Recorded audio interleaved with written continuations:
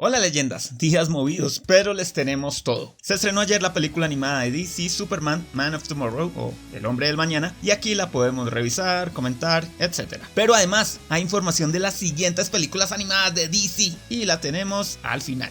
¡Qué buen servicio! Y es que en la última película de DC, la anterior, Apocalypse War, el universo básicamente se reinició y no sabemos qué pasó. ¿Esta película será el reinicio? Pues no podemos estar seguros aún, pero aquí vamos. En Smallville, Kansas, había un niño miedoso que creció y fue a Metrópolis y se convirtió en pasante y sirve café en el Daily Planet. Clark Kent está entre sus 24 o 25 años, pero también aprovecha sus habilidades especiales para ponerse una chaqueta y un casco viejo de piloto y salvar el día. Pero dicen que la capa de Batman es más cool. Ok. Durante un lanzamiento de Luthor Corp conoce al conserje Jones, que le dice además que hay un hombre de gabardina siguiéndolo. Ese mismo día, la becaria del Planet, Lois Lane, desenmascara a Luthor y lo manda a la cárcel. Lois es contratada ya como periodista y empieza una amistad con Clark que lo pone muy nervioso. La cuestión es que el cazarrecompensas espacial Lobo llega a la Tierra y comienza a cazar al último kryptoniano, aunque no se explica por qué tiene tanto poder, así que lo ataca con un anillo de kriptonita, hasta que es salvado por un marciano. Clark ya sabe que sus poderes vienen del sol, así que se puede recargar y logran encerrar a Lobo en los laboratorios Starr. En la pelea con tecnología de Lobo, el conserje Jones muta y se vuelve un vampiro de energía, un parásito que absorbe energía de la gente y las cosas y cambia de forma y crece monstruosamente. El marciano aterra a la familia Kent en Smallville, pero ellos entienden su verdadera naturaleza como un último marciano tiempo después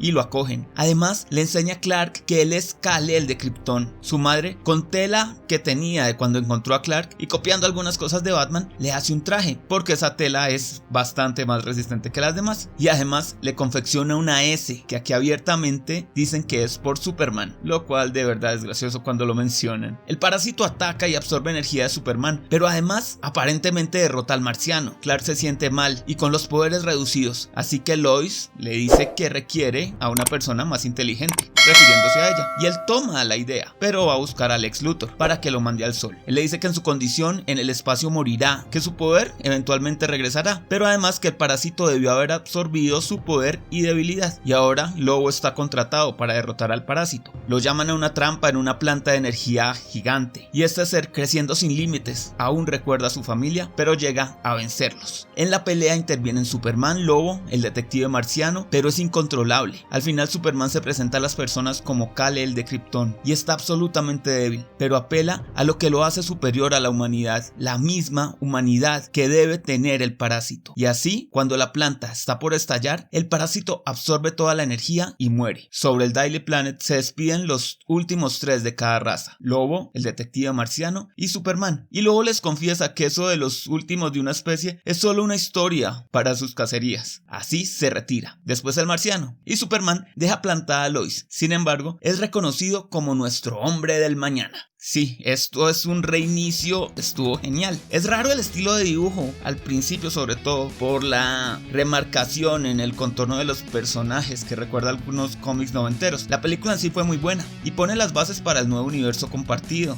en caso de que exista. Y darle esa importancia al marciano es estupendo porque la verdad me hizo mucha falta en el universo anterior. Ahora, sobre los futuros proyectos de animación de DC que tenemos pendientes, pues en octubre tenemos la película interactiva Batman Death in Family, cuya reseña dejamos por aquí en una tarjeta. A inicios de año tendremos Batman Soul of the Dragon o Alma de Dragón, situada en los años 60 y protagonizada por Batman, Lady Shiva, Tigre de Bronce y Richard Dragon. En primavera, que no estoy seguro cuándo es, tendremos la película de la Sociedad de la Justicia Segunda Guerra Mundial y veremos en acción al primer equipo de superhéroes. Y finalmente, la adaptación del cómic de Batman, El Largo Halloween, que vendrá en 2 partes para verano y otoño del siguiente año. Vamos a ver cuál encaja con el nuevo Superman. Estos días hay mucho por ver en el canal, así que si no quieren amanecer en una tierra paralela, suscríbanse, tal vez les pueda servir.